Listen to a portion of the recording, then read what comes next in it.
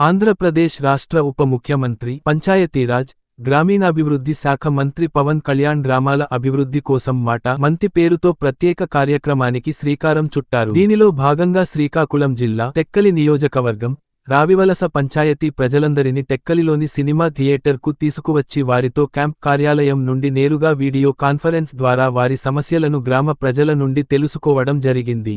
దీంతోపాటు వెంటనే పరిష్కారం చేయగలిగే పనులను అప్పటికప్పుడు అధికారులతో చెప్పి అనుమతులు మంజూరు చేశారు. అలాగే కొన్ని సమయం పట్టే పనులకు సంబంధిత అధికారులకు నిర్ణీత గడువులోగా పూర్తి చేయాలంటూ ఆదేశాలు జారీ చేశారు. గ్రామస్తులందరూ ఎంత ఉత్సాహంగా తాము ఎదుర్కొంటున్న సమస్యలను, తాము కోరుకుంటున్న అభివృద్ధి పనులను ఉప ముఖ్యమంత్రి పవన్ కళ్యాణ్కు తెలియజేశారు.